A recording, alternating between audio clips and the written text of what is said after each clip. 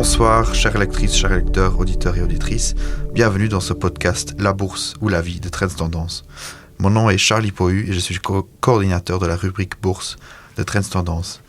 Je reçois ce soir, aujourd'hui à mes côtés, pour cet épisode, notre invité et chroniqueur qui aura une présence régulière, Hamza Naki. Hamza, tu es entrepreneur et consultant en gestion.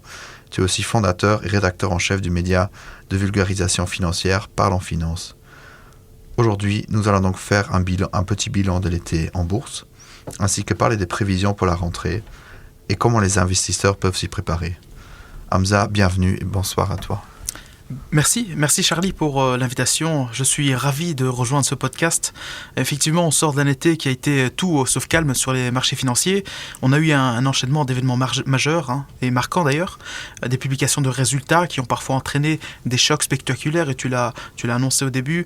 Il y a eu des signaux économiques qui étaient contradictoires entre les différentes régions du monde, notamment l'Asie, l'Europe ou encore les États-Unis, et un contexte géopolitique qui pèse toujours aujourd'hui. Pour les investisseurs, ça a été un été où il fallait vraiment garder la tête froide et distinguer le bruit du court terme des tendances de fond. Si j'ai énoncé ces chiffres au début, c'est qu'ils représentent en fait une plus grande tendance.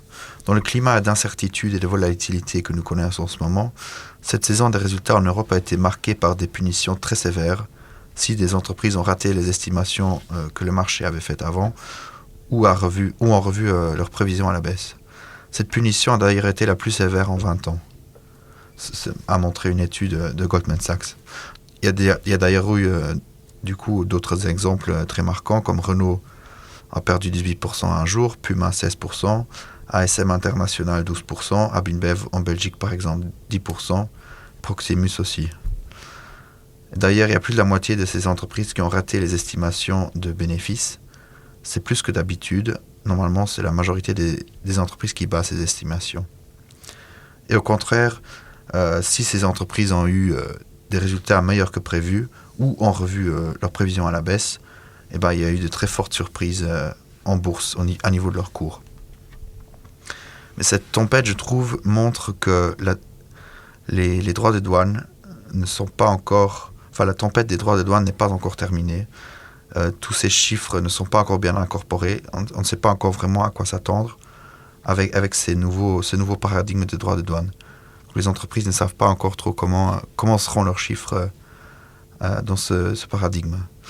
Et pour toi, Hamza, quels sont les éléments marquants que tu as pu constater cet été ? Écoute, très bien, en fait, tu exposes et tu dresses un beau tableau. Le premier constat, c'est effectivement la violence des réactions boursières. Nous avons le cas de Novo Nordisk, par exemple, ou d'ASML, qui l'illustre très bien. Tu as évoqué justement ASML, Novo Nordisk. Il y a eu des chutes de 10 à 20% en une seule séance, simplement parce que les prévisions étaient revues à la baisse. Et donc, on n'avait pas vu un tel niveau de sanctions depuis une dizaine d'années. Et cela montre aujourd'hui que les investisseurs sont devenus extrêmement exigeants. La moindre déception se paye cash et directement. Bien entendu, notre voisin français en France, principalement, Renault, qui a perdu plus de 32% depuis 3 mois et qui subit aujourd'hui une pression vendeuse puisqu'elle a baissé justement ses prévisions de résultats liées aux tensions commerciales, à la détérioration du marché automobile, mais aussi au départ de son directeur général, Luca De Meo, qui, pour rappel, a été celui qui a redressé la société suite aux différentes tempêtes que Renault a connues, notamment liées au Covid et aussi à l'affaire Ghosn, que tout le monde connaît aujourd'hui. Mais ce qui est intéressant, c'est que le mouvement a été symétrique. D'un côté, nous avons eu des sanctions totalement sévères sur les marchés financiers, mais de l'autre côté, nous avons eu des hausses spectaculaires pour les entreprises qui ont totalement dépassé les attentes. Les marchés donc se sont clairement recentrés sur les fondamentaux, c'est-à-dire la croissance, les perspectives, la stratégie. Et j'en veux pour exemple quelques entreprises que je vais exposer ici. Palantir, par exemple, qui au deuxième trimestre 2025 a publié justement un bénéfice par action de 16 centimes de dollars, qui était d'ailleurs supérieur aux prévisions. Et donc son chiffre d'affaires sur le trimestre a franchi le cap du milliard de dollars et donc une hausse de 48% a été remarquée et la société donc anticipe justement un chiffre d'affaires de 4,15 milliards de dollars sur l'année. Et donc Il y a un autre exemple que j'ai envie d'évoquer, c'est l'exemple de Microsoft, qui pour son trimestre 4 2025, petite aparté forcément pour les comptables qui nous suivent. Il faut savoir que Microsoft a un exercice comptable qui est décalé dans le temps, ce qui fait qu'on a connu le T4 2025. Donc le groupe a aussi publié un bénéfice par action de 3,65 $ contre 3,37 attendu, et donc a connu aussi un chiffre d'affaires de 76,4 milliards de dollars. C'est tellement énorme que j'en bafouille, et donc c'était supérieur aux attentes. Donc l'action forcément a progressé suite à cette annonce. Mais pour rentrer dans le détail, le moteur de Microsoft principalement, c'est le cloud, et vous le savez, qui a enregistré 46,7 milliards de revenus, c'est énorme, en hausse de 27%, mais aussi Azure qui affiche une croissance annuelle de 34%, 75 milliards. Et donc, Microsoft anticipe également une croissance à deux chiffres de son chiffre d'affaires pour les prochains mois, la prochaine année, et donc ce qui témoigne de sa solidité et de sa volonté de vouloir davantage assurer sa croissance de bénéfices. Et donc, Satya Nadella, qui lui-même est le CEO donc de Microsoft, qui parle d'un changement technologique générationnel avec l'intelligence artificielle. Et donc, on le sait tous, aujourd'hui on entend parler d'IA partout, mais je pense que nous en sommes encore au début. Et donc, ce ne sont pas des cas isolés, il y a d'autres géants, Charlie a évoqué, nous avons Apple, Amazon ou encore Airbus en Europe qui ont surpris positivement. Airbus par exemple a annoncé un chiffre d'affaires trimestriel supérieur à ses attentes, porté par une croissance de sa division défense en Europe. Et donc en résumé, l'été a rappelé une chose simple, les marchés sanctionnent durement les déceptions, mais ils récompensent encore plus et plus rapidement les entreprises capables de délivrer et d'envoyer un signal fort de confiance sur l'avenir. Ok, merci beaucoup pour ton compte rendu de l'été. Je trouve qu'un autre élément qui a pu me marquer, sinon, c'était les records qu'on voit à Wall Street. Il y a eu plusieurs dépassements des records du S&P 500 notamment. Alors que, donc ces niveaux sont à des records, mais au niveau de l'économie, il y a toujours beaucoup d'incertitudes à cause de ces droits de douane, comme on l'a vu juste avant. Il y a des signes de ralentissement de l'économie, notamment au marché du travail. Au début du mois d'août, on a vu le chiffre de juillet était très bas, ouais, et les chiffres de mai et juin étaient revus à la baisse de manière très considérable. Donc est-ce qu'il n'y a pas une sorte de paradoxe ? Je trouve aussi que cela se manifeste la semaine dernière notamment, ça s'est beaucoup vu. Une très grande crispation des marchés juste avant Jackson Hole, donc, qui est une conférence de politique monétaire où le président de la Fed s'est prononcé, Jerome Powell. Le marché attendait une baisse des taux et avait peur qu'en fait Jerome Powell annonce que les taux devraient rester élevés plus longtemps. Ouais. Au final, il a annoncé que la porte était grande ouverte. La porte était ouverte. On a vu des réactions sur le marché aussi. Oui, donc les réactions étaient très, très positives à la fin de cette semaine, assez crispée. Sur cette semaine, il y a aussi eu des doutes sur l'IA suite à un rapport du MIT qui montrait que l'absolue majorité des entreprises ne tiraient encore aucun bénéfice de l'IA. Et donc, ce qui remet un peu en question les investissements dans l'IA, parce que les bénéfices seront peut-être plus lents que ce qui est promis aujourd'hui. Donc, une semaine très crispée, mais des records à Wall Street. Donc, est-ce que là, il n'y a pas un paradoxe ? Effectivement, donc avant d'entrer dans le vif du sujet, effectivement, beaucoup d'entreprises investissent massivement dans l'IA parce qu'ils y croient. On n'en voit pas encore les bénéfices, mais je pense que ça va se démontrer sur le long terme. Mais pour revenir à la question liée au paradoxe, c'est effectivement un paradoxe, selon moi. Comment est-ce qu'on explique que Wall Street signe encore des records alors que les tensions commerciales persistent, que le marché du travail reste tendu comme tu l'as évoqué et que l'inflation n'est pas complètement sous contrôle ? Et donc, selon moi, la réponse tient en 2 points. D'abord, nous avons les grandes capitalisations américaines qui continuent de porter l'indice, S&P 500 et autres. Mais quand on regarde aussi le Dow Jones, il atteint des records. C'est tiré par quelques secteurs résilients. Nous avons la santé, la consommation de base ou encore l'industrie. Et donc, ça témoigne de cette solidité, cette résilience de l'indice. En revanche, le Nasdaq a reculé car tout le monde le sait, je pense, les valeurs technologiques sont totalement sensibles à la hausse des taux, puisque pour investir, il faut emprunter. Si le coût de l'argent est élevé, forcément, le secteur technologique en pâtit un peu. Et d'un autre côté, nous avons les investisseurs qui jouent l'anticipation d'un assouplissement monétaire, même si Jérôme Powell reste prudent.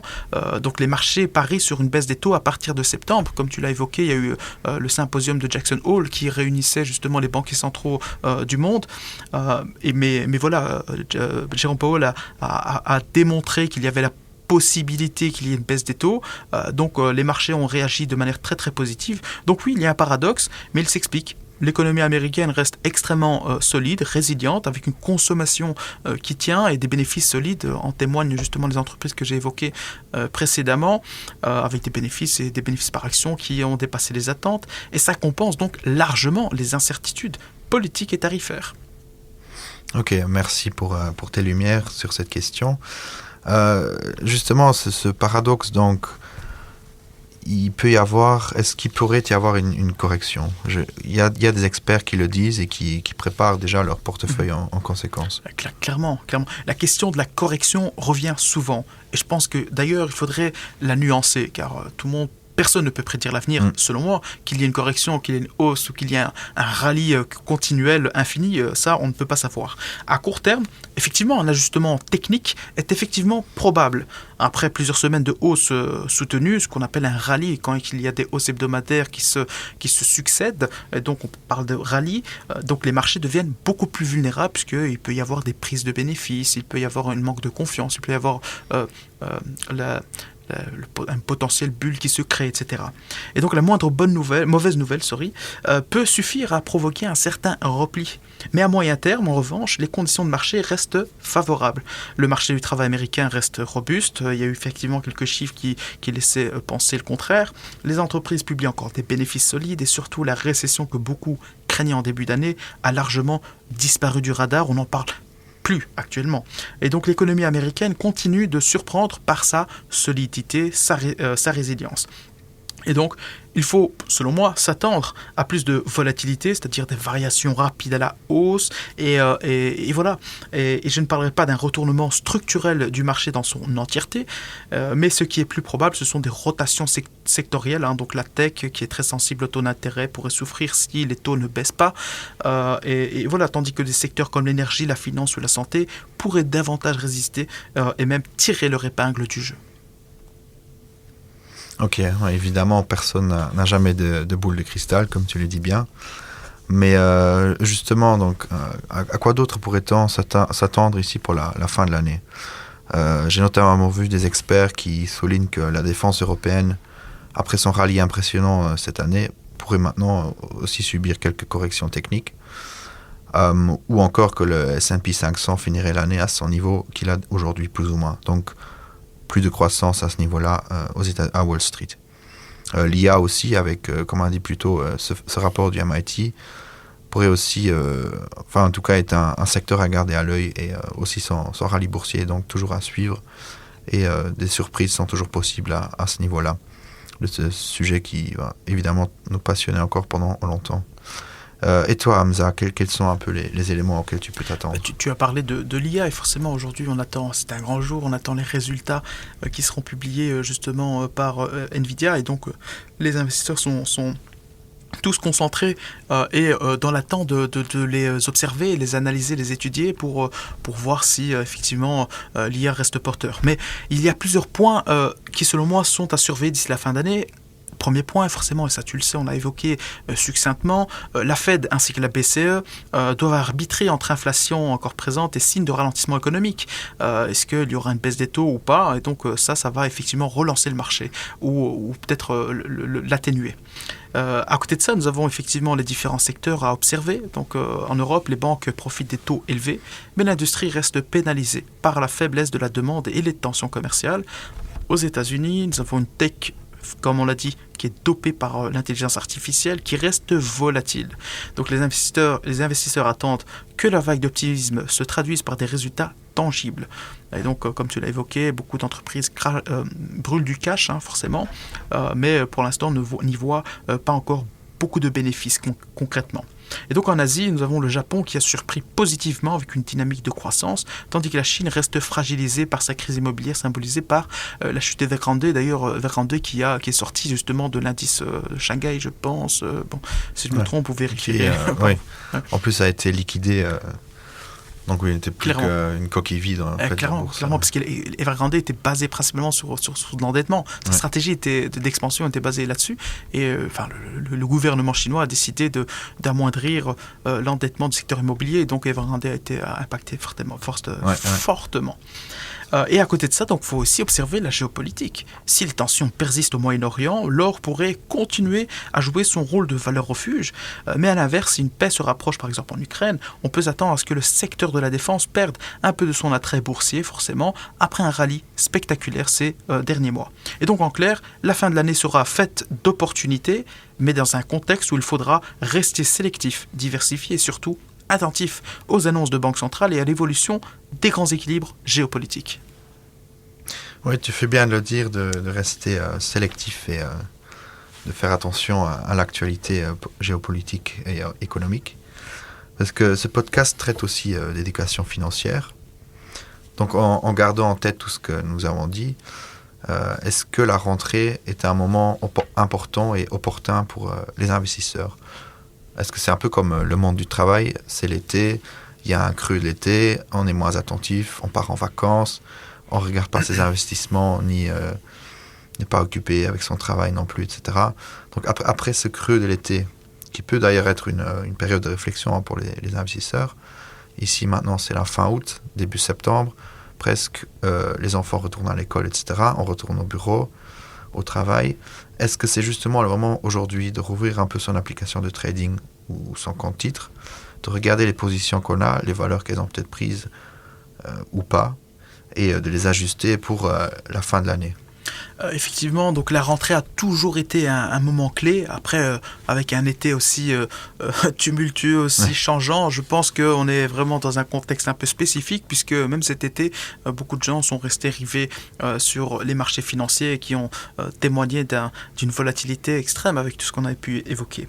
Mais effectivement, la rentrée, c'est toujours un moment clé. Et donc, il faut que l'on puisse prendre le temps de réévaluer soit son portefeuille, voir si certaines positions sont encore cohérentes avec ses objectifs. Il faut aussi connaître aussi son profil de risque, hein, parce que là je m'adresse soit à des experts qui eux savent très bien, connaissent très bien leur profil de risque et leur portefeuille, mais aussi s'il y a des novices. Donc généralement ce que je conseille c'est du DCA, et donc peu importe les aléas de marché, de continuer à investir de façon assez régulière, et ça c'est la façon la plus simple d'entrer sur le marché avec une somme totalement entre guillemets marginale, mais qui est propre à chacun. Et donc il faut aussi diversifier, notamment en intégrant des actifs défensifs et internationaux, et surtout ne pas se laisser guider par le bruit du marché, mais rester discipliné et lire l'actu financière pour en savoir davantage sur ce qui se passe et vers où nous allons. Donc il faudrait utiliser cette rentrée pour remettre en place une stratégie régulière, par exemple via un plan d'épargne programmé en ETF, en actions ou autre, plutôt que de chercher à essayer de timer le marché. Donc la rentrée, c'est bien, faut se reposer ces questions, mais timer le marché, ça va être toujours compliqué. Donc sur le long terme, c'est la discipline qui paye. Donc voilà, let's go, soyons disciplinés tous ensemble. Oui, effectivement, c'est un élément qui revient souvent dans les personnes qui parlent beaucoup d'éducation financière, etc. C'est qu'en étalant comme ça ces investissements de mois en mois, au lieu de le faire une fois avec une grosse somme et attendre, c'est qu'en fait on amoindrit beaucoup les risques. Exactement. Parce que les valeurs augmentent et baissent, mais si on met tout dans la même somme, en fait on évite d'acheter cher quand c'est cher, et on achète beaucoup plus quand les prix ont baissé, par exemple. Clairement. Et quand on parle d'éducation financière, c'est de l'éducation. Donc forcément, il faut simplifier au maximum, mâcher le travail et faire en sorte que les choses ne soient pas aussi compliquées que ce que l'on pourrait penser. Parce qu'on a toujours pensé que l'investissement était réservé à une certaine population, alors que pas du tout. Aujourd'hui, on a accès à un investissement aussi rapidement que l'achat d'un ticket de train. Donc voilà. Voilà, c'est aussi pour cette raison que nous faisons ce podcast, pour vulgariser justement et de vous apprendre de vous aider à apprendre à investir. Merci pour votre écoute et à bientôt.